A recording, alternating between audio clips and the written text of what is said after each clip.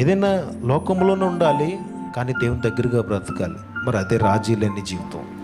కనీసం ఒక్కరోజైనా దేవుని కొరకు బ్రతకాలి అనుకుంటూ ప్రతిరోజు బతికే కొరకు ప్రార్థన చేస్తున్నప్పుడు కూడా నీ కృపతో బిడ్డలను భద్రపరిచాయని చెప్పుకోండి. కొన్నిసార్లు దేవుడు మనల్ని హంబుల్ చేయాలి అంటే కనుక కొన్ని సిక్నెస్ ద్వారా కూడా కరెక్ట్ చేస్తాడు మనల్ని. నాకు దేవుడు ఇంత ప్రేమ చూపిస్తున్నాడే, నేను దేవుని కొరకు ఏం చేస్తున్నాను? ఎంత ప్రేమ చూపించాడు దేవుడు నీ పట్ల. దేవుడు నాతో మాట్లాడనే మాట నీ నోటితో నువ్వు చెప్పావు కదా, మరి అదే నోరు నేను దేవుని కొరకు నిలబడ్డాను అనే మాట వస్తుందా? మంచితనం ఉన్నా సరే ఆ మంచితనమునికి వచ్చిన ఒక్కరితో కూడా ఆపగలిగే శక్తి దేనికి ఉందో తెలుసా? కృపకు ఉంది. ఒక మాట ఇప్పుడు ఎందుకని, అయ్యా నా మంచితనం ఏ మాటిది, నా మంచితనం మురికి గుట్టలాంటిది. ఒక మాట చెప్తున్నాను, నీ కృపతో ఒక్కసారి నన్ను జ్ఞాపకం చేసుకోయా.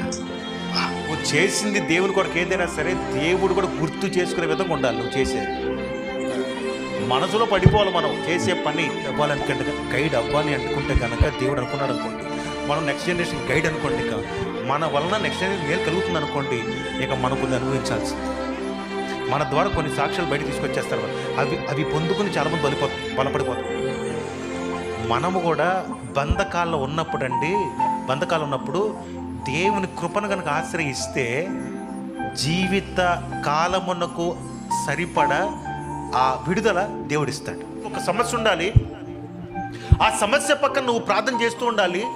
దానికి దేవుని కృప, దేవుని శక్తి సమస్తము రిలీజ్ అవుతూ ఉండాలి. దాని వలన నువ్వు లోకమునకు చెప్పగలగాలి, ఇది ఖచ్చితంగా నా దేవుడే చేశాడు అని. ఎవరికి ఎక్కువ బాధలుంటే వారికి దేవుడి కృప ఎక్కువ ఉంటుంది అన్నమాట.